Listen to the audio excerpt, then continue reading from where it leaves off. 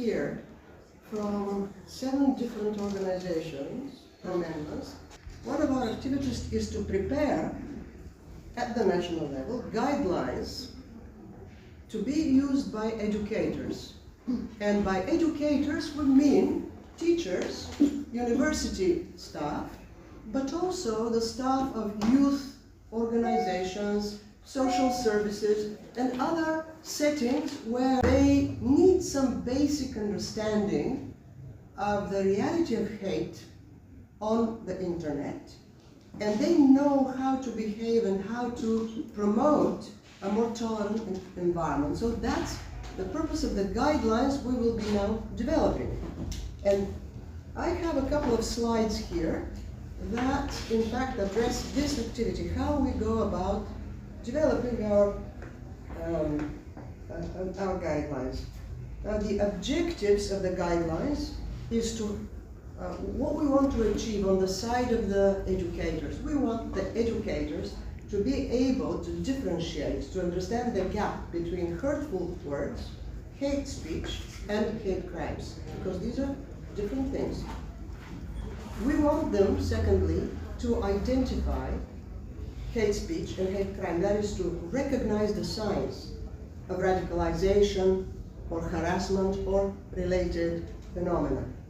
We want educators to be able to respond adequately and to learn a 3-tier approach, which is prevent, react, follow up. We want educators to be able to provide support, that is to protect the victim while educating the community. A couple of definitions, just for a mental exercise in the morning. For some of us it's still a bit early. Definitions. So hate speech, these are not technical definitions. Hate speech does not have one universally accepted definition. In different frameworks, there are different definitions. For example, the most comprehensive definition is provided by what is known as ECRI, which is the European Commission Against Racism and Intolerance. They provide a very broad definition. Some definitions in other frameworks are much narrower. For the purpose of this, these guidelines, by hate speech we will mean communication, which is speech, writing, or behavior that attacks or uses discriminatory language based on identity, which can be a protected identity, which can be race, gender, religion, disability, age, sexual orientation, gender identity, and migration status, and others, because it's an open list in most frameworks. In most legal frameworks, the list of so-called protected characteristics or prohibited grounds of discrimination, which are synonymous.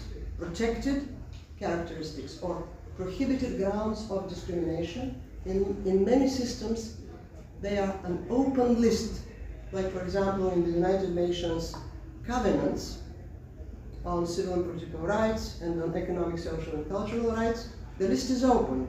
There is a listing of 13 protected characteristics, but then it says, or any other status. In other frameworks, for example, in the European Union, the list is closed. In the so-called equality directives, we have 6 protected characteristics: race, gender, disability, age, religion, sexual orientation. Closed list. However, there are other, because the European Union is a party to the European Convention on Human Rights. That one provides an open list, so it's a bit of a mess. But leave it to the experts. So for our purposes, we want to know that when we talk about hate speech and hate crime, we always imply some kind of a protected characteristic. So for example, if somebody expresses hate to a person online or whatever for reasons that are unrelated to protected characteristics. For example, I don't like your hair, but it doesn't relate to any protected characteristic. Or some romantic relationships, for example. Rivalries about sexual relationships or whatever. if that's not, it cannot be traced back to protected characteristics, technically speaking, we can talk of insult, defamation, slander. These are different qualifications, but we are not talking about hate crime or hate speech in the more technical sense. Now, unlike hate speech, hate crime is a criminal act. So hate crime, the name shows. Hate crime is something that is defined as such in where are crimes defined? Where do they get a definition? Of course, in the criminal codes or penal codes of each state. So it can be an assault, physical assault, vandalism, threats, motivated by some kind of bias against a protected group. So for example, if football hooligans beat each other, two teams of footballers beat each other in the street, will that be hate? No, unless it can be traced to some protected characteristic. Key takeaway, all hate crimes involve hate, but not all hate speech reaches the level of a crime. We can imagine this visually as a pyramid of hate. Level 1, biased attitudes, stereotypes, non-inclusive language. Level 2, acts of bias, bullying, ridicule, social exclusion. This is the escalation of hate. Level 3, already discrimination, which is systemic exclusion. Level 4, bias-motivated violence, that is already hate crimes. And the educator goal is to intervene at level 1 in order to prevent escalation to the levels 2, 3, and God forbid 4. Now, one thing about, because we're talking about online hate speech, online hate crime, what about, why online? Is it any different from offline or not? Are there any human rights or anything that is specifically relevant to only online but not offline? Well, the general professional answer for human rights lawyers is no. The principle is that human rights that people have outside virtual setting, in the pragmatikotita, in the real world, should be protected also in virtual settings. And this applies especially to civil liberties, including the right to privacy, the right to freedom of expression, religion, association, and others. Freedom of expression, and this is a very important principle to be remembered, freedom of expression in a virtual setting is the same as outside such a setting. And this said, this goes also for the limitations of freedom of expression. Freedom of expression in a virtual setting, like that in any other setting, is subject to such. Now I'm quoting from the European Convention of Human Rights. This text is a quote from the European Convention of Human Rights, which tells us when is it okay, legitimate, fine, to limit speech. Because everybody can speak online, express feelings, biases, whatever. When and how should we, as a society, limit speech? What's the limit? And these are the criteria of limit. So it is subject to such formalities, conditions, restrictions, or penalties as are prescribed by law and are necessary in a democratic society in the interests of national security. And now there's a long list. Look at the grounds on which we can actually limit speech in the context of the European, at the Council of Europe, European Convention of Human Rights.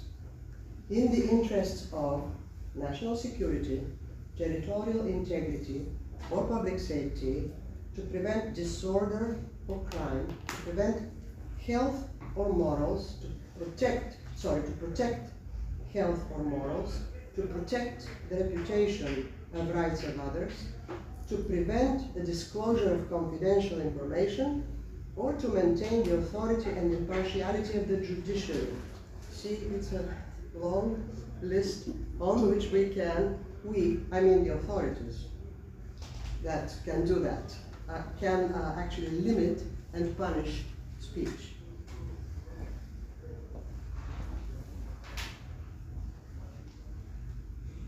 So where is then the legal threshold for prohibiting speech? The legal threshold is prohibited versus just harmful speech. Not everything that's harmful is or could be or should be prohibited, right? It's not okay. Because then, if such was the case, if every hateful comment has to be deleted, then there's no freedom of expression. And we don't want to undermine this very important fundamental right. So legal frameworks typically categorize speech into levels of severity to ensure that restrictions are proportionate. So there are three levels. The highest level, which is always a crime under any regime, are those manifestations or phenomena that can be classified as incitement to violence or genocide. Under international law, such as the ICC, the International Covenant on Civil and Political Rights, and the Genocide Convention, direct and public incitement is strictly prohibited and often carries criminal penalties. The next level of severity is advocacy of hatred. This comes from Article 20 ICCPR, and it includes speech that constitutes incitement to discrimination or hostility. It is legally prohibited, but may be addressed through civil or administrative law rather than criminal law. And last, lawful but harmful speech. Lawful. There's nothing we can do about it with the means of the law. We can do many things. Teachers are called upon to do many things in order to combat hateful speech. But it may not reach the threshold when they have to report it to the police. So lawful but harmful speech, speech that is offensive, biased, or bigoted, but does not cross the threshold into incitement. This is generally protected by free speech laws, but is often managed through the community standards of private platforms.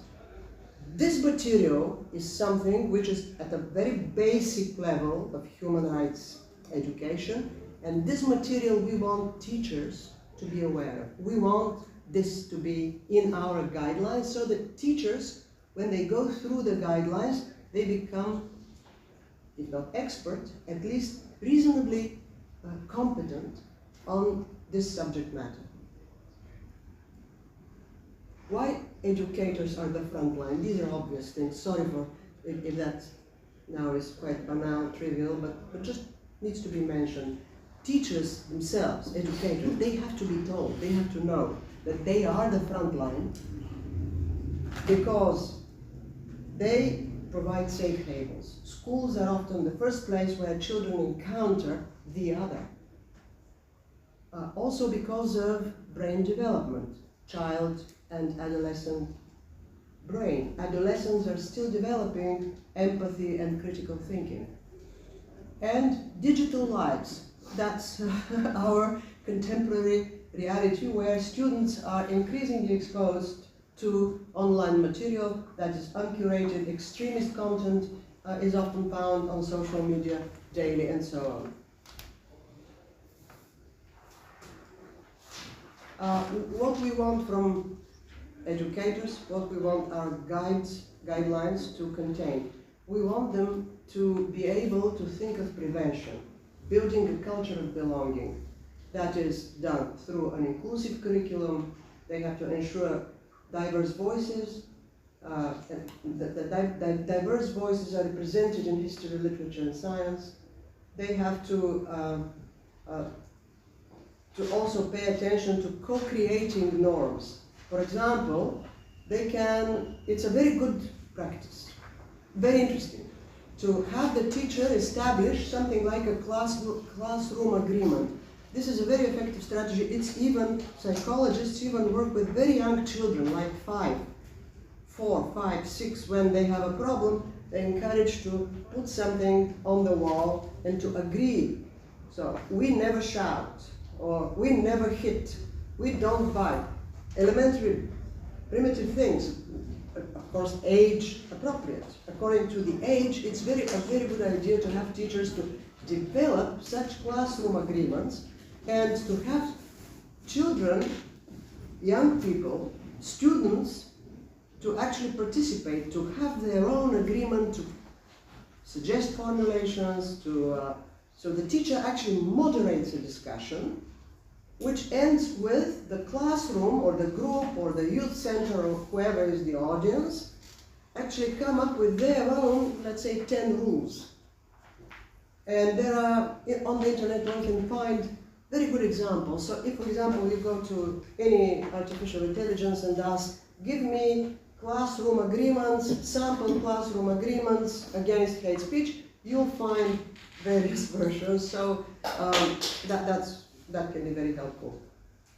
And then the humanity first rule, which is disagreeing with an idea is okay, attacking an identity is not. How does a teacher, that's the next thing that we need to include in our guidebook for the teacher is, how do you as a teacher recognize the signs of hate? So, a telling thing is the language. You notice, as a teacher, you notice that there's a sudden use of coded slurs or memes associated with hate groups. There's social withdrawal. You notice that some kids, some students begin to withdraw. They are isolated from the others. They don't want to interact, which is always a sign, a red light, and that the teacher should look into this. There's symbols, sudden appearance of bias-related symbols on notebooks, on clothing, and also, of course, in the internet. And justification. You hear statements from the students that defend discriminatory acts as, just a joke. And that's freedom of speech. So these two defenses are often found. And for the teacher, navigating freedom of speech is very important because children will always, and young people, students, the whole age group between 14 and 29 is extremely, they're not contrarians, born contrarians, but there is a lot of contrarian spirit in young people. They want to say, well, it's my right to speak. And the teacher has to carefully navigate freedom of speech when it's true and when it's not quite true. So the teacher needs to be able to show that freedom of speech does not mean freedom from school consequences. You can offend the others, but you may be expelled from school, for example. Then the limit that speech that creates a hostile environment or disrupts the educational process is generally not protected as free speech in schools. And then the pedagogical pivot. Now that's the rocket science for educators. If they can take a hateful moment and turn it into a teachable moment, so take a specific situation where hate speech arises online, and then take that and they use that as a pivot, that is to turn it around so that it becomes educational for the class. Then the importance of digital literacy, the online front. What does that mean? That means we are teaching both teachers and students to have algorithm awareness. You all know what that means. Yeah, and the claim, which is not 100% fact, but it's the majority opinion, that the algorithm of many platforms, in fact, reinforces extreme meanings and creates those echo chambers in which people increasingly comfortably exist somehow within a bubble of a certain opinion. And the algorithm itself is actually, its architecture is to achieve such things. It's a big claim, but it's a majority opinion that that's what happens with, let's say, Facebook or X and so on. The existence of this, if you wish, algorithm amplification, algorithm bias. Then the next thing in digital literacy is to always teach children, I say children because, yeah, not children, young people, to source verification, always to spot fake news and propaganda used by hate groups. And reporting, how to use platform tools to report hate speech online. You are a teacher, you are an educator, a trainer. What are your hate happens, and you're now in this situation. So what do you do? Here is a list of 4 priorities which, as an educator, you're duty bound to do something about. So the first thing is, you first have to look at physical safety and medical attention. And here we're talking about crime, no less, hate crime. Physical safety and medical attention first. Second, secure the scene. That is, do not clean up graffiti until documented. Police is coming, there will be some investigation. Secure, avoid deleting, just try to make screenshots and so on. Secure the scene. 3, report to administration and law enforcement as per local policy. And 4, counseling and mental health support for the victim. This is the more longer term. So your first concern, of course, is very logical. First, you want to know that nobody is badly hurt. If they are, medical attention. Second, secure the scene for further investigation. Report according to local administrative rules. For example, if you're a teacher, to the headmaster. If you're a professor in a university, to your superior, and so on. If it's a serious case in your judgment, you call the police. If less serious, you may trigger some administrative procedure according to the rules. And then the last but not least is the more long term is the counseling and mental support for the victim. And in supporting the victim, there are these 3 rules, 3 principles validate. So avoid saying, don't let it get to you. Ignore it. Don't allow this to ruin your life. No, that's not good. Acknowledge the harm. Acknowledge. Say, yeah, this harms you, but let's see what we can do. Acknowledge the harms. Agency. Ask the victim how they want to proceed. If it's safe, to give them back a sense of control. Let them lead. Don't impose on the victim of hate. And the privacy. Be careful not to out students or make them a public spectacle without their consent. Then addressing the aggressor, restorative justice. Focus on the impact of their actions rather than just the punishment. Education. Assign research on the history and consequences of the hate speech used, and counseling. Determine if the student is being radicalized at home or online. Of course, engaging parents and community. We need to stress transparency. You have to inform the community about incidents without breaching student privacy. How do you do that? There are ways. You have to somehow cover the identity, but still say to the community, the relevant community, well, this happens, this and this happens. Partnership is the next principle. These are principles, yeah. Provide resources for parents to discuss hate speech at home, and unity, which is the name of our project actually. Host diversity nights, for example. Host diversity nights, diversity evenings, or workshops to celebrate the school's various cultures.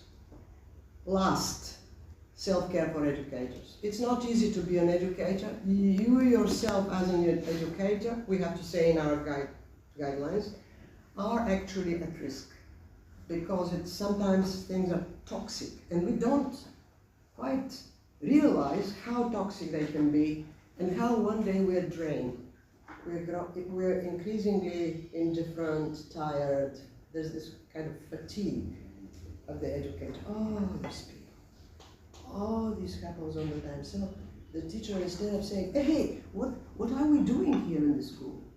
And be worried, the teacher said, oh, these students, oh, God. So we don't want that. So there's a certain need for the educators to to be aware of the harm they themselves experience, and there's something that psychologists call secondary trauma, which happens. You're not the direct target of hate, but you're dealing with it, and it's secondary trauma, and this is emotionally draining. Support systems, use peer support or school counseling services and boundaries. Know when an incident requires professional intervention beyond the classroom. So this will be included in our, this is a checklist of each educator, what they need to check. Is the victim safe? Has the incident been documented? Have the parents been notified? Has the class, if the parents, if we're talking about until 18, right? Above 18, no parents. But because our age group is 14 to 29, that's why sometimes I mean children, sometimes in fact we mean people above 18, no parents then. Has the classroom narrative been corrected, and is there a follow-up plan for the next week or month? Now, of a participatory exercise, so that you get an idea what the teacher can do in the classroom. So let's imagine that I'm the teacher, you're the students, we're a classroom here, and I will be reading twice in order to sync better. I'll be reading twice a statement, and I'll invite you to create counter speech, to respond. How do you respond? For example,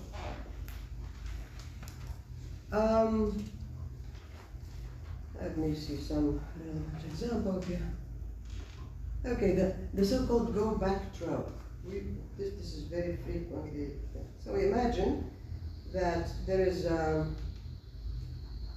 internet announcement about, let's say, a diversity evening or some such cultural activity that the educational institution is organizing, something. A cultural diversity activity. Some culture festival of students of various backgrounds. And some comment under the posting on the internet, some student comment says, if they love their culture so much, they should just go back to where they came from, instead of forcing it on us. That's the comment on the internet. Under, there are these forums that are open for comments, and we encounter this comment under the announcement, the advertisement for a cultural event. That's very, very frequent attitude, right? I'll read it again, and then I'll invite you to think about 15 seconds and to try and respond to that. Let's say by writing on the same social media, on the same platform. So listen. If they love their culture so much, they should just go back to where they came from, instead of forcing it on us.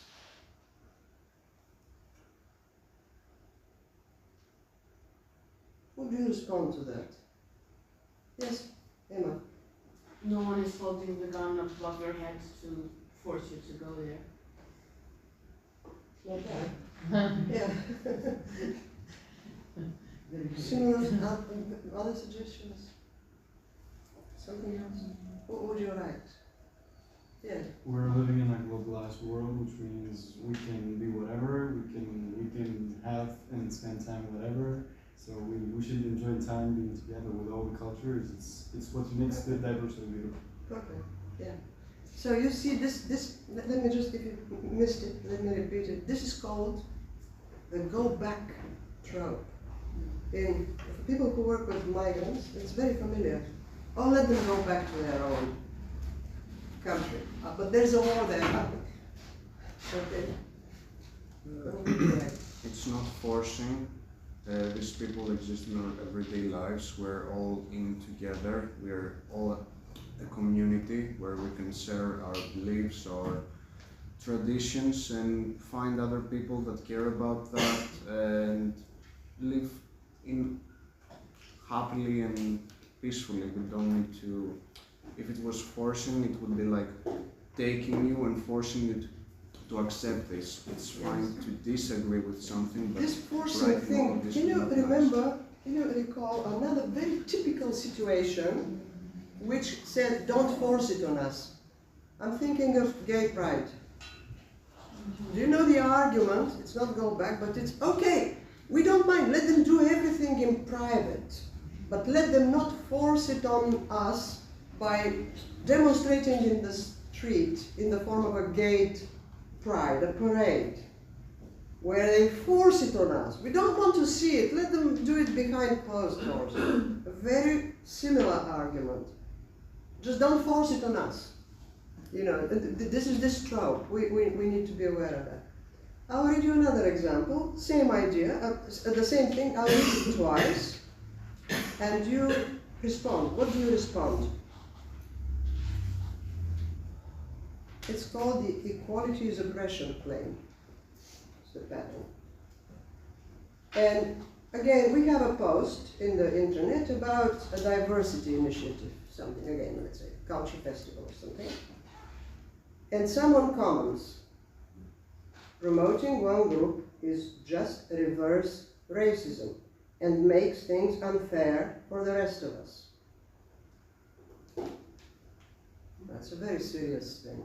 In anti-discrimination law, so-called, there's a completely idiotic term, which is positive discrimination. Please take it on faith. I'm an expert on equality law, anti-discrimination law. There's no such thing as positive discrimination.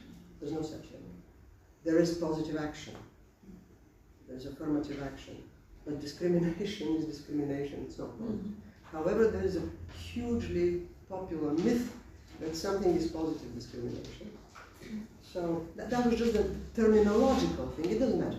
Now we are in an internet environment, there's social media posting, and the post says, promoting one group is just reverse racism and makes things unfair for the rest of us. What do you say to that? I recognize it's a bit more difficult, so it shouldn't take a knee-jerk reaction here. We have to be a bit more thoughtful. What will we reply to this? Yes, please. What was your name? I forgot it. George. It's not about promoting a specific group, it's about raising awareness about the issues that they had to deal with in the past years and even now among other people. Wonderful. Wonderful. The historical injustice, the structural injustice. Yeah. There are these posters, I'm sure you've seen them, when, for example, there's a very tall person and a very short person. If you put the same height, they have to look over a fence, the short person will not be able. So in order to equalize them, you need to lift up the inferior, the historically disadvantaged and so on. That's the logic of the response. So let's, just in the interest of time, let me proceed with some other examples. So this, just to again say, this is the so-called equality is oppression. Equality is oppression. Trope or claim. Another one. I think that's easy, but let me see. Under a news story about a crime, a user writes, typical behavior for this group, let's say Roma, typical behavior for them. They are all naturally violent and shouldn't be allowed in our neighborhood.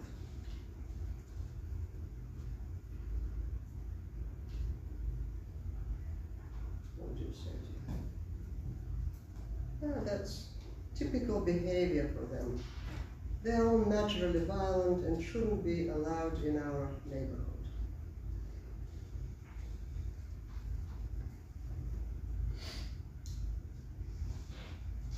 It's mostly about stereotypes, like generalizing things. Generalizing, that's the key. Yeah. So this thing is called the false generalization trap. Any generalization is suspect. You know, all X are Y, that's the very basic logic of discriminatory speech. all X are white, all Roma are violent, all blacks are I don't know what, all gays are this, all Greeks are I don't know, all Italians are bad drivers. Or all Romanians All are Romanians are Roma. what? So you have all of these, all X are Y. This is, that's a no-no. That's a no-no. That's something to be responded to. And our task is to teach the students that, look, guys, it's these generalizations are practically never true. Practically never true because there are exceptions. Exactly. But let me open one little bracket here. There is another misunderstanding about equality and discrimination and hate speech and hate crime, which is that stereotypes are wrong. No, stereotypes can be correct.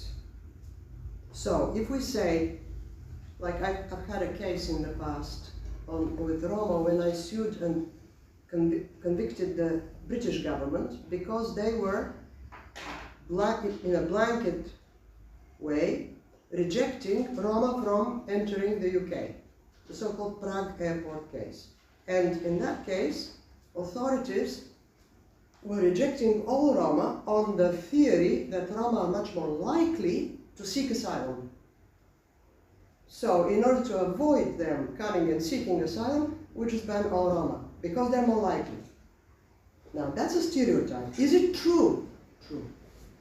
It is true that Roma are really more likely to seek asylum. However, the whole point, and now I'm quoting Baroness Hale of the then House of Lords, who said, no, the whole point of equality law and of anti-discrimination law, the whole point is to not allow true stereotypes to define our behavior to individuals. Because, yes, the stereotype may be true. It may be true that most Roma want to emigrate. It may be true that most immigrants who enter through our border will seek asylum. It can even be true that many of them are economic. We don't know. A stereotype can be correct, you know, because it's true for most of that group. But this does not give us the right to treat them as a whole.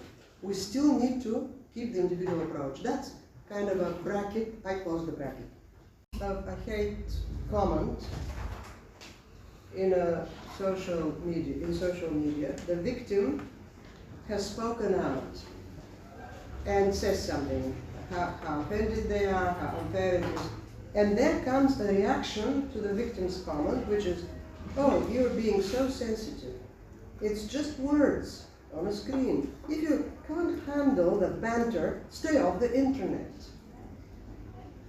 Once again, you are being so sensitive. It's just words on a screen. If you can't handle the banter, stay off the internet.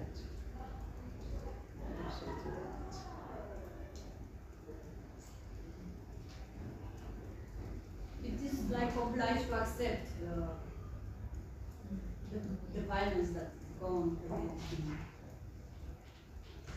Yeah, it's kind of brushing off. Oh, don't be so sensitive. So if you're the victim, it's not a very good thing to be told. And to handle. Okay, and we have to develop an advocacy campaign. We have to build national level coalitions. We have to develop an advocacy campaign on the topic of hate crime and hate speech online, focusing on young people. So we need to do that at the national level. We also need to do that at the international level if possible, so at the EU-wide level.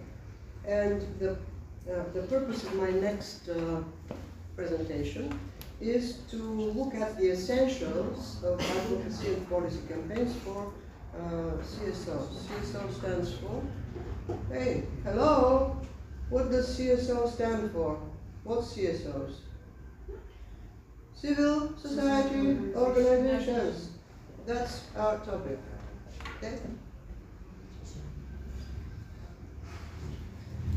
Before going to that, we are still looking at ways in which educators can activate students and educate at the same time and motivate them on hate crime and hate speech.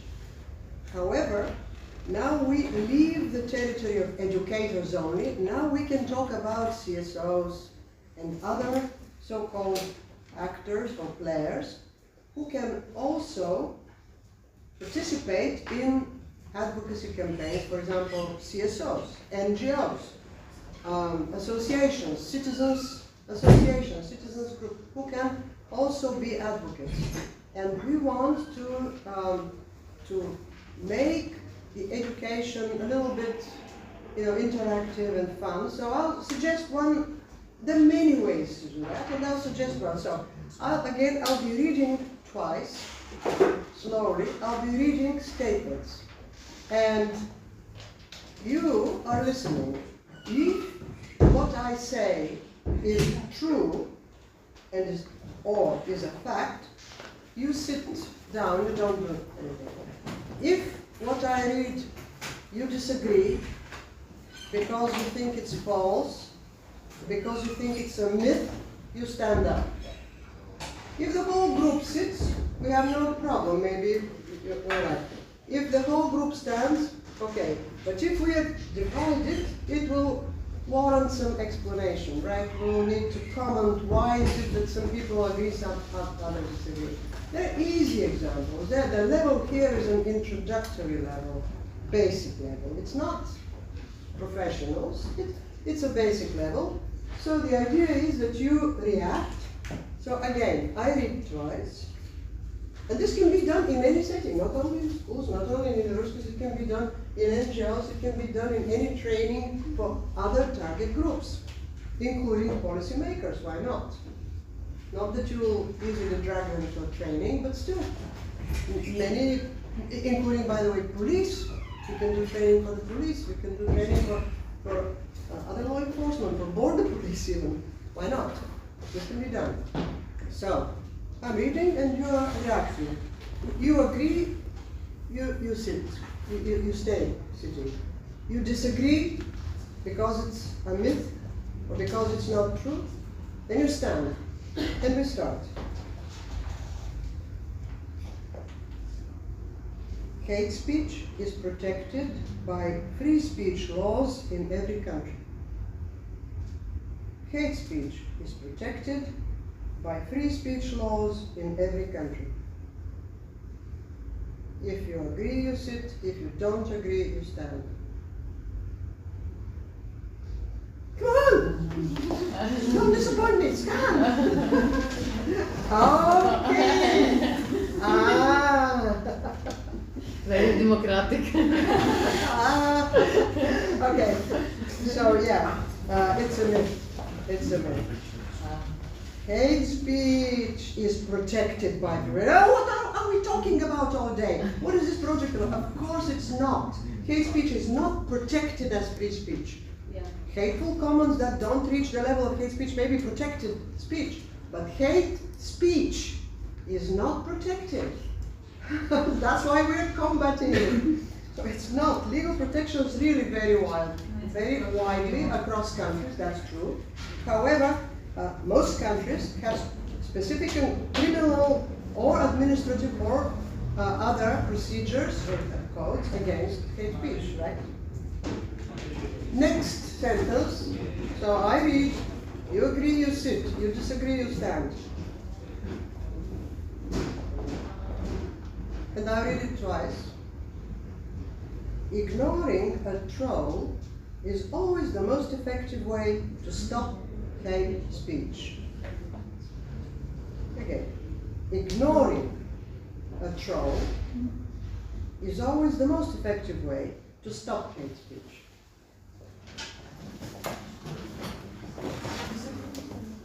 Disagree very bit. She agrees I do.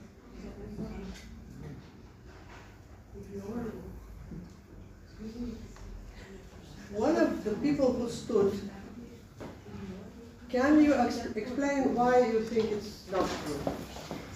That to ignore a troll? Yes, please. I think standing your ground is a bit of a better approach so it doesn't repeat itself. And you need to stay together with people that you are actually offended in a way so that they perhaps understand that this should not be repeated. Okay. You know why they give that as an example? Because there is this very, you'll have heard, don't feed the trolls. You know? When they say, don't feed the trolls, don't ignore them. So those of you who remain sitting, maybe were thinking, if you react, you feed the trolls, you just reinforce. However, practice shows that that's not quite the case. If you don't respond, it doesn't get better.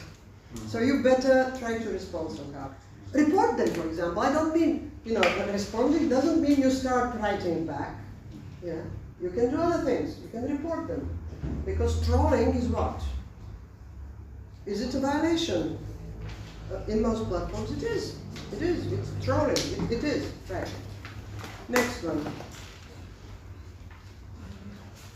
Next one. Listen. Reporting a post is more effective if multiple people do it. Reporting a post is more effective if multiple people do it. True or false?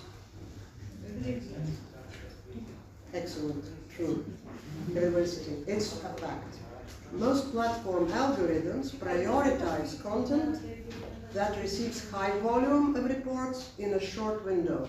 So the more responses there are, the more it has impact. So multiple response is always better to a hate comment than two people responding, because the platforms take that into account.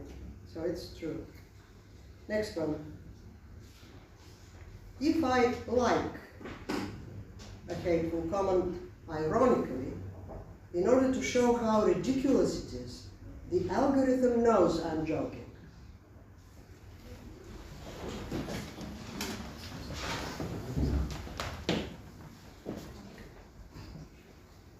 Very well done. Well done, it's a myth. Algorithms generally do not know that you're being ironic when liking. The algorithm doesn't know anything like that, and actually only sees engagement as a vote for visibility, as a vote for. So that's it, liking. So for the algorithm, it's like you could have thought many things while liking, ironically, whatever, to show it's ridiculous. No.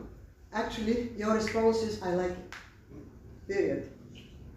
At least at the technical level we are now. Maybe some algorithms can be developed that can recognize what's in your head when responding, but we're not there yet. So next one. Counter-speech is more about convincing the audience watching the thread than the person who posted the hate. Again, counter-speech is more about convincing the audience watching the thread than the person who posted the hate. True or false? Great group. Well done. It's true. It's a fact. Because you, as I said previously, you rarely change the mind of the hater, but you can prevent the silent middle, so-called, from being radicalized, from developing hate. So now our focus of many of our country studies are on migrants, LGBT people, ethnic minorities, women. So I've taken a couple of comments that relate to, let's say, LGBT and migrants. So I'm reading the next one, which is about same-sex marriage. And now listen. Stating, I'm against same-sex marriage on social media is legally classified as hate speech in most democratic countries.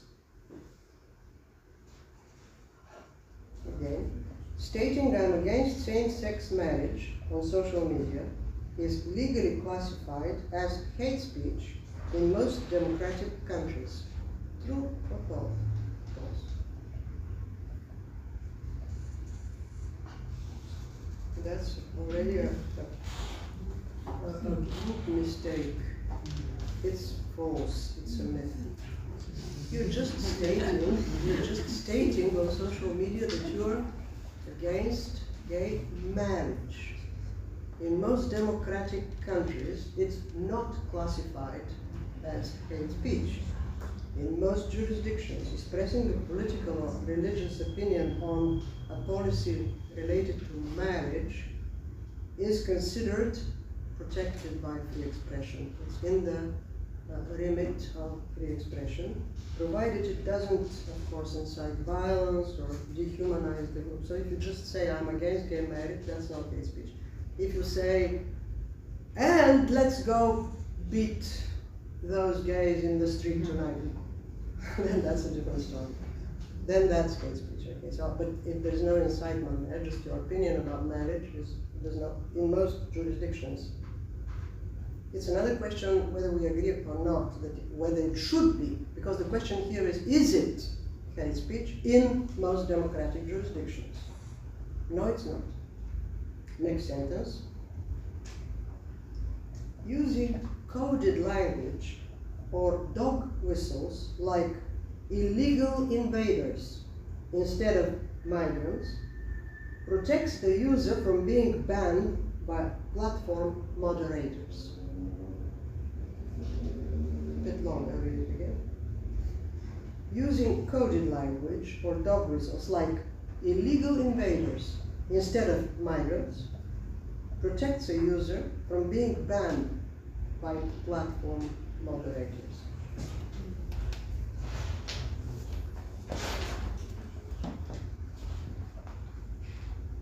Yeah, we have a minority view which is correct. Yes, it's a myth.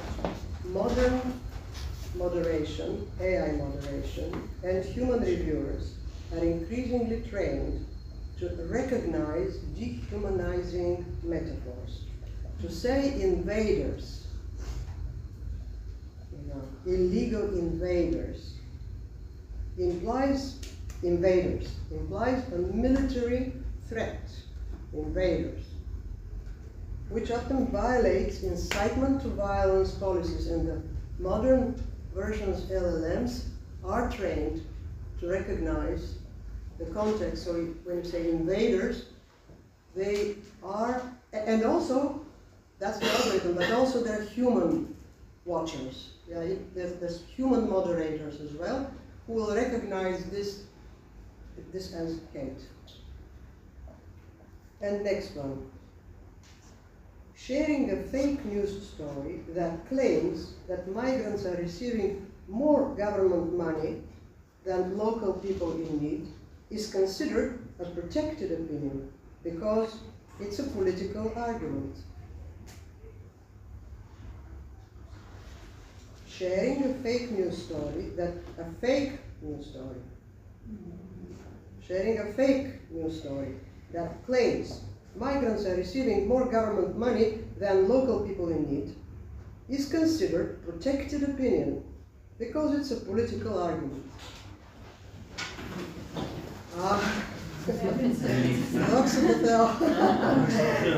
Good. Yeah, it's a myth. It's a myth because while it may not always be hate speech legally, it falls under harmful misinformation. It's fake news, yeah? Harmful misinformation. Create some reactions. Yeah. And if the intent is to stir up hostility or violence against a protected group, platforms can and do remove it. This one now. We go toward, again, or back to LGBT, gender. Misgendering someone or using the wrong pronouns, he, she, her, is always a crime. Misgendering someone or using the wrong pronouns is always a crime. The standing are correct. It's a myth. Because while it can be a violation of it can be a violation of platform terms of service. Now, this one is probably, I think that's the most important thing. Look, a platform like Facebook or X has the legal right to delete a post that they find hateful even if that post doesn't break any national laws. A platform like Facebook or X has the legal right to delete a post that they find hateful, even if that post doesn't break any national laws. Yeah. Great group. Well done. It's true. It's a fact. Good that you're sitting. It's a fact because private companies, of course, have terms of service, and just like a restaurant can ask a disruptive customer to leave, a platform can remove, it's just their business, they can remove content that violates their community standards regardless of the law. Because they are private environment and they have the right to say, okay, here we consider this and this unacceptable behavior, you will be sanctioned. Oh, but it's not a national law. Yeah, but you know, the human rights framework, and that comes to our next topic. In human rights, we have the rights are claimed from the state. The state is the one to enforce human rights. Other entities have to respect and protect, but enforcement is claimed from the state. And one more, advocating for the local closure of borders is automatically hate speech. Advocating for the total closure of borders is automatically hate speech.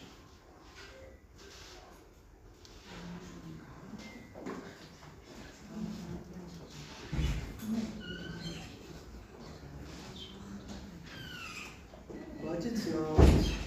It's not. You should have stood. You should have been standing now. It's not. And it's the general. Yeah. You can. It's a political. It's within politically. It's not hate necessarily. There can be circumstances, for example, COVID or whatever.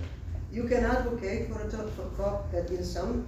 You can imagine an environment when you say we have to temporarily close all borders. Is that hate speech? Not necessarily.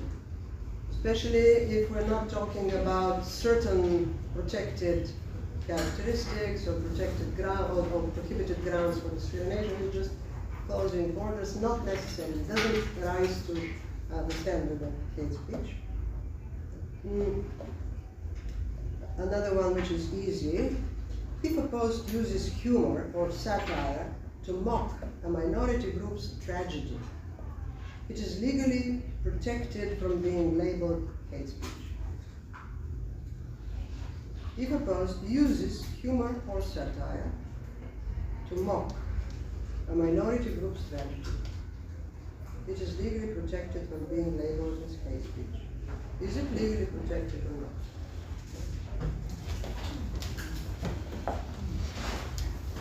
Slowly but surely. Correct. That's correct. Well on that. You just have to be mentioned for comprehensiveness in the topic, but we will not be going into how to do coalitions because we discussed this a bit yesterday. Now the essentials, first of all, I have to say that when we are doing our advocacy on hate crime and hate speech, in fact this is a type of human rights advocacy. These are human rights issues. So we do need a certain level of human rights expertise. So we need some understanding, we ourselves, of the human rights framework, the universality of human rights, the fact that they're inherent and indivisible. So these are basics of the human rights paradigm. That the human rights are based on dignity, equality, and freedom, but they're grounded in international law, starting from the Universal Declaration of Human Rights and then proceeding to other treaties. Avoiding the frequent mistake when people think that the state gives you rights, gives you a right to. Rights are not given to us, we're born with them. We're born with them. They're inherent, we have them on account of the fact that we are human and nothing else. What does the state do? It recognizes them, but it doesn't give them to us. We have them. The state only recognizes them. And then we have to understand the place of the issue of hate crime and hate speech within the system of human rights, and understand, very important, and this is what we actually were doing so far, understand the balancing of rights. In our case, we have the right to free speech, usually, against the right to non-discrimination. When we have hate crime and hate speech, that's the balance between these two rights. On one hand, freedom. You can express yourself. On the other hand, discriminating. And you have to always do the balancing act between these. And in fact, where you draw the legal border is what this whole topic is about. And we therefore have to make a difference between two very important but opposite concepts, violations and limitations of human rights. To violate a right is one thing, to violate. To limit a right is legitimate.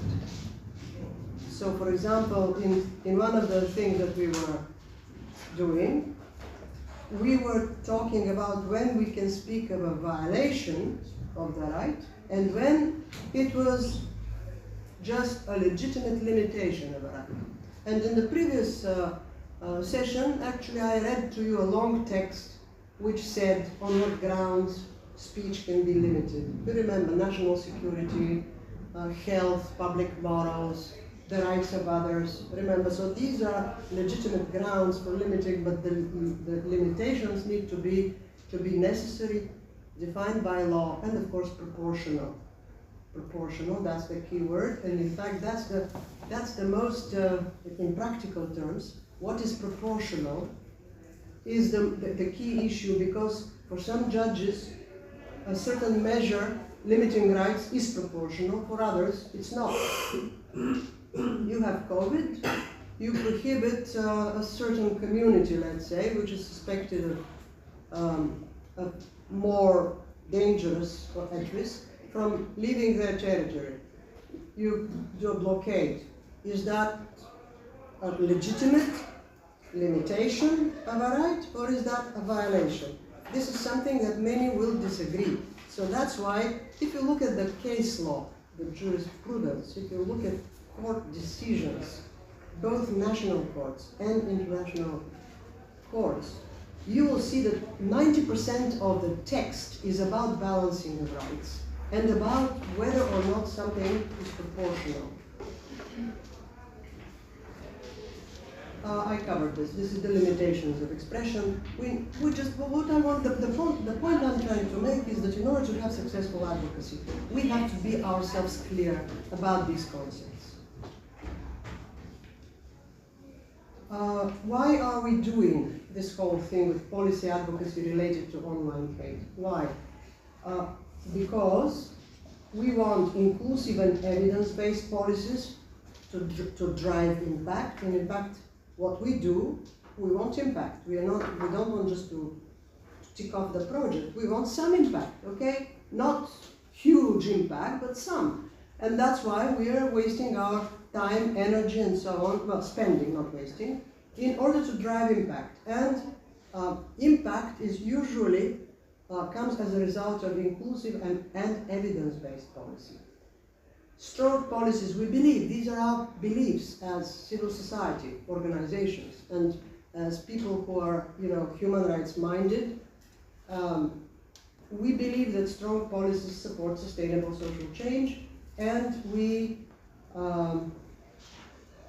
also have a little bit of an egoistic interest. Egoistic in a good sense, that our organization, when it develops effective policy and has an impact, it actually increases our own credibility.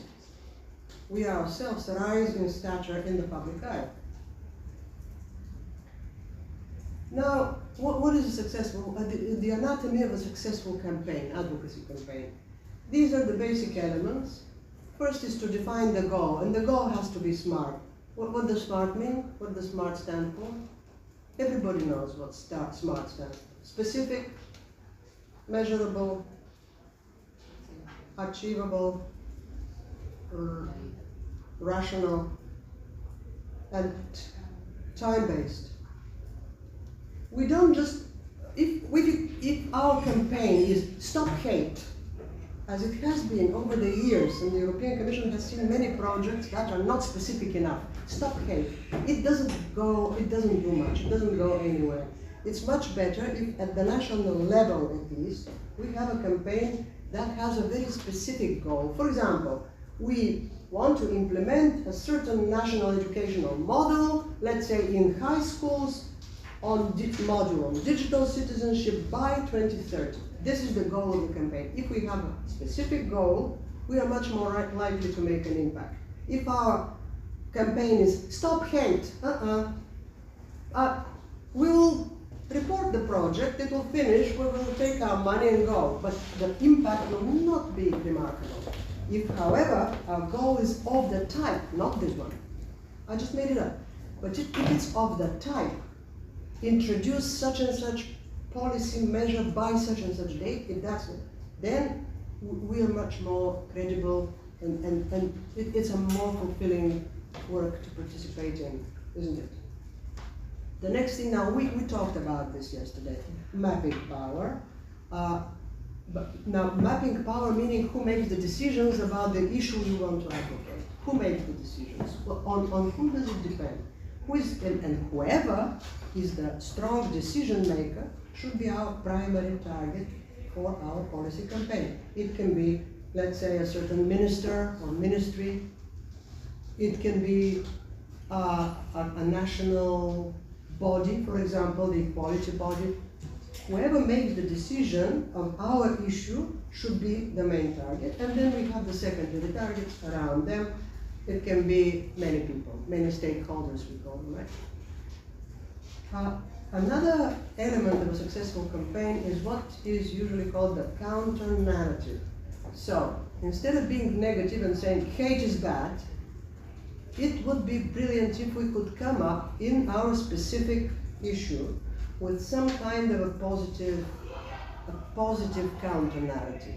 Something that is positive, that is good, that is formulated as a good reality, good option, what we want to achieve. Because just saying X is bad, we have less impact than if we say Y is good, and we want Y. And the more specific our Y, the better. And of course, then the coalition, we have to involve vulnerable groups. Crucial, of course, because that's all about legitimacy. Without the vulnerable groups, you know the principle in many disadvantaged communities, they say nothing about us without us. It comes from the disability community, but it's now everywhere. Nothing about us without us. So, correct, we have to involve vulnerable groups, legal experts, and tech platforms to build unity. Identifying the issues at the national level is the next thing. So we are there because we have our research and evidence-based analysis. We did that in our reports. What I suggest as 3 steps now, from now on, how we develop the national level campaign. What I would do, for example, for bold, and I think that's the logical thing to do. Of course, I'll take the country report in its final form. I will also make sure to review critically using artificial intelligence, I'll review all the recent recommendations made by monitoring bodies, international and national, about my country of, let's say, a time frame of the last 5 to 10 years. What has been already formulated? ECRI, ODIHR, OSCE, ODIHR, United Nations, the Universal Review, and so on. So I will do a research to see what has already been recommended about hate speech and hate crime to my country by international bodies, because we don't want to invent the wheel, right? We want to start from where others have stopped and take it further. That's obviously better. So first the international bodies, then the national and international NGOs, so not only governmental entities, but also national NGOs, international NGOs. What they have actually specifically recommended, just forget about the whole reports and analysis, just the recommendations. Just extract all these recommendations and then review also the recommendations of the whole Unity Project country report, and then combine these, analyze, because these are many recommendations. And as I said at the beginning, if we take a very broad goal, we will not be so impactful. It's better to narrow the advocacy campaign goal, to take all these recommendations first, and then to prioritize them, to say, okay, no, yes, this one, no, yes, this one. And just take a very small, 1 or 2 or 3 recommendations that are aligned together and work on them. I think that will be a better pathway to successful campaign. And creating a focus from the remaining recommendations. Then we have so-called advocacy strategies to choose from. These are plentiful, just examples. Awareness and education campaigns, policy dialogue and lobbying, strategic litigation. Forget about this for our project because it's not envisaged, it's a different thing. But media and digital advocacy. So we need to specify the strategy, the how. Okay, we know the goal. Then we know the target, who is the decision maker, and then the how. Shall we do, let's say, a roundtable, or shall we do a march in the city? Or what is the strategy, the advocacy strategy? Is something to be pre-decided. Material covered yesterday. Mapping power and building the national coalition. You see, the usual suspects for the coalition, policymakers, government policymakers, specific. If we, when we map, it's good to go to the level of what's their email and phone number, specific persons and post holders, not just politicians. Public sector regulatory bodies, civil society and NGOs, media and opinion leaders, and digital service providers. The evidence-based approach is something just to rehearse, we know that, but just for fullness. We have to use credible data and best practices, incorporate community knowledge, which we did through our focus groups and lived experiences. Again, focus groups, interviews, that's where it belongs. And assess the social, economic, and legal implications. That's exactly embedded in the report structure when we are assessing the impacts, right? And the other crucial thing about a successful campaign is to actually make sure we are adaptable and responsive. What does it mean? We start, and something political happens in the country. Some political crisis, something that shifts the media agenda 180 degrees to another direction. And then our campaign just hangs. We need to be ready to stop, to reset, to recharge, probably to change something, probably to change maybe even the goal,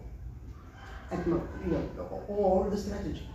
Because if we are in an environment where nobody will pay attention because everybody is talking about something much more urgent, important, topical, happened yesterday, something, let's say a huge, huge natural disaster. We need to be able, we're not going to proceed with our roundtable, even though there is a flooding in Athens and nobody will come. No, we have to be ready to adapt. That's a strength. That's not a weakness. If we're not able to adapt, we're just weaker, and we will not win. Now that's the most difficult part. I mentioned in passing we have to have a counter narrative. So not to just do some kind of propaganda. No hate. Hate is bad. But what do we say instead? Something positive. Something smiling, something great. Now, I personally am a complete idiot when it comes to this. I don't know what to say. I'm much more, my mind works in this way. I'm a human rights lawyer who wants to attack things, to say what's wrong, that's a violation, that's wrong. But ask me about a positive story and I freeze.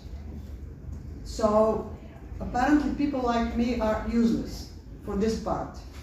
But other people are those who, especially people who are in art, you know, creative minds, creative people. Forget about the lawyers. Just exclude the lawyers. Forget about, you know, just look at some creative people who will create a positive image that will be at the same time a warning that something bad is happening in hate, and a kind of a hope or a solution or something that will, for example, we will put one video for Suchava for the campaign. You said small video, so we will, for example, put one small video which will be 60 seconds or for our message in a positive way. That's difficult.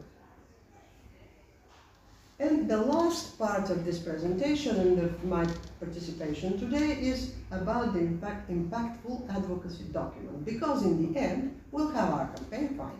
But then we will have to produce, as part of the campaign, we will have one policy document. We'll have to have a document which states what we campaign for, yeah? And this is one of the deliverables, isn't it? It's one of the things, it's probably our main deliverable, is the policy document. And the policy document, in order to be successful, here's a model structure of a good policy document. 6 parts, I see. 6 parts in the policy document. The first is the executive summary, the TL, the TL, semicolon, GR, which means what? Too long, didn't read. Exactly. Too long, didn't read. So, in order to not end up too long, didn't read, it needs executive summary, up to a page. Better half a page. Half a page. So if they read nothing else, but let's go one by one. So, if we compare the advocacy document with, let's say, an academic paper, the ideal advocacy document is probably 4 or 5 pages, which will have an impact. The academic paper is much longer. The language in the advocacy document has to be plain, persuasive, jargon-free. In the academic paper, it can be technical, dense, neutral, and so on. Our country report is more toward the academic paper in style at the moment, and that's fine. But the advocacy document needs to be reformulated in plain, persuasive, jargon-free language, drive specific action, and have a heavy use of call-outs. So it has to be clear from our document, unlike the academic paper, it has to be clear what we call for, what we want. Now if we go back to the structure. So first we need the executive summary. This is the most critical section because we have to keep in mind that if a target of our advocacy reads nothing else, and usually they will read nothing else, they will read the executive summary. And we need to have a very clear core message there.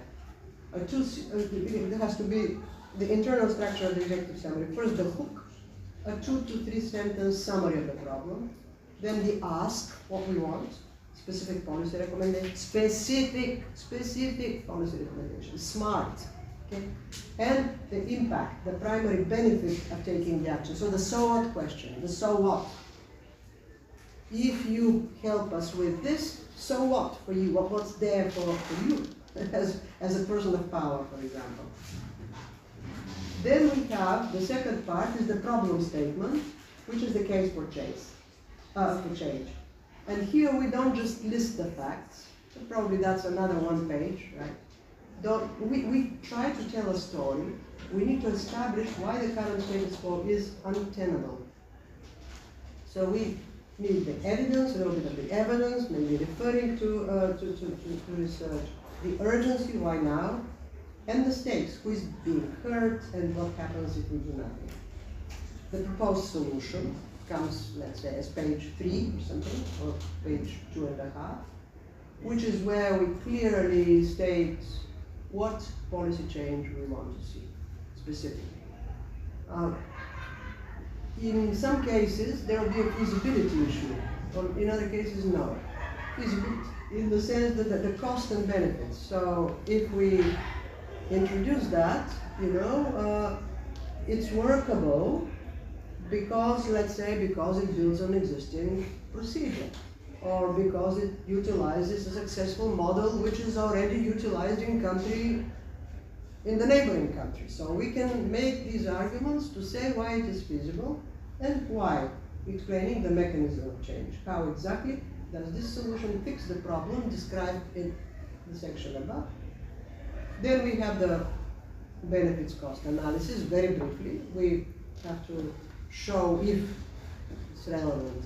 What's the economic impact, the return on investment, what's the social impact, what's the fiscal responsibility. Not all of our issues will be relevant to this, but just this is something that we need to also keep in mind, because policymakers always ask, how much will this cost? And that does not necessarily mean money. It may mean time or political capital or other investment, not just money. And we have to convince them that when they weigh costs against benefits, they would rather say, yeah, makes sense, why don't I do it? I have more to gain than to lose. That's what we want to imbue in their minds, that you have more to gain than to lose if we can. If we can't do that, they will take action, because we're talking about decision makers and influencers. They will take action.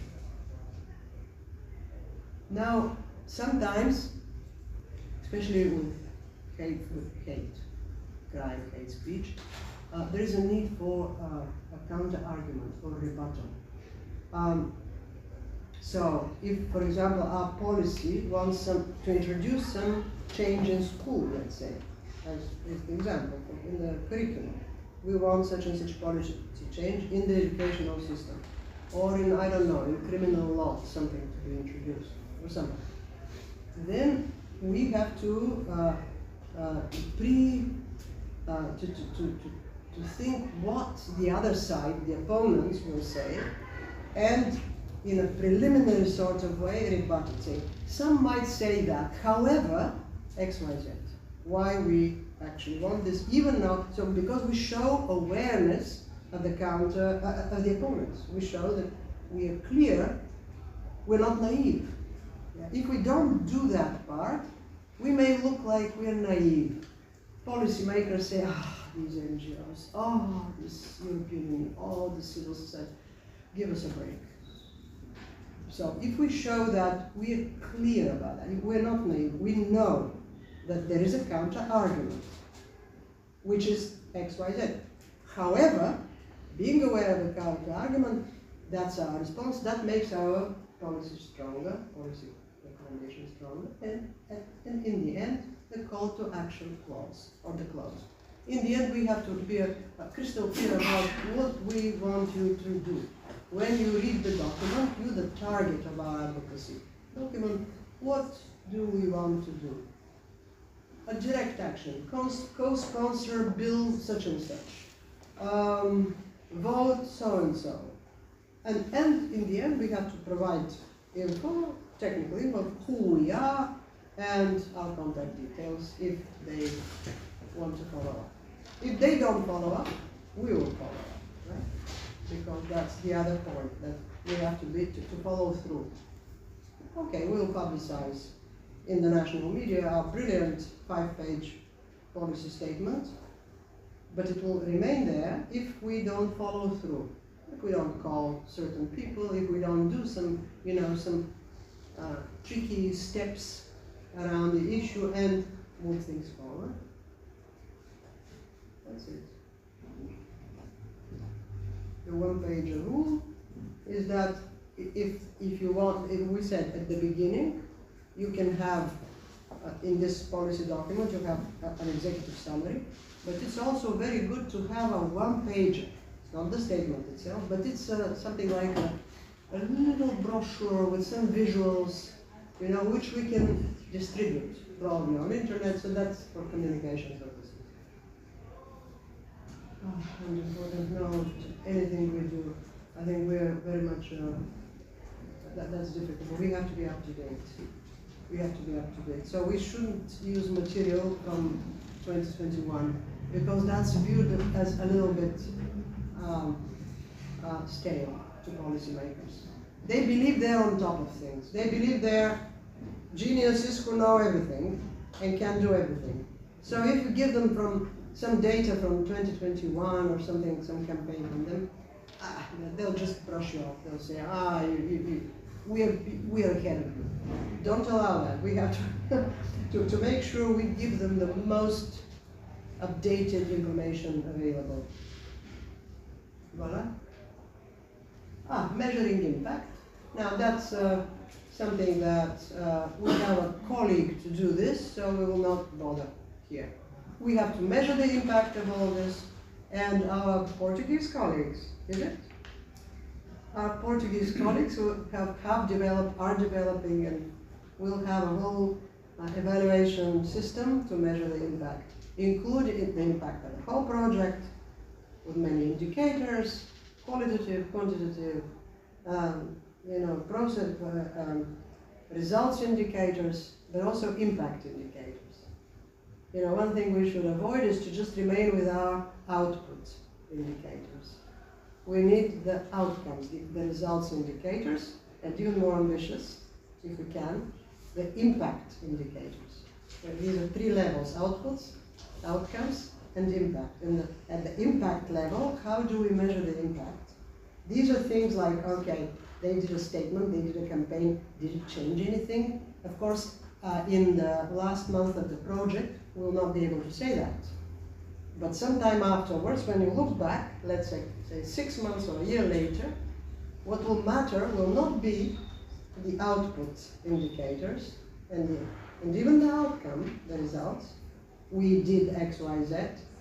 The important thing will be that we ask ourselves, and we'll be proud if we can say, we did this and we had this and this impact. Yeah? So that will be the most ambitious part of the impact measurement.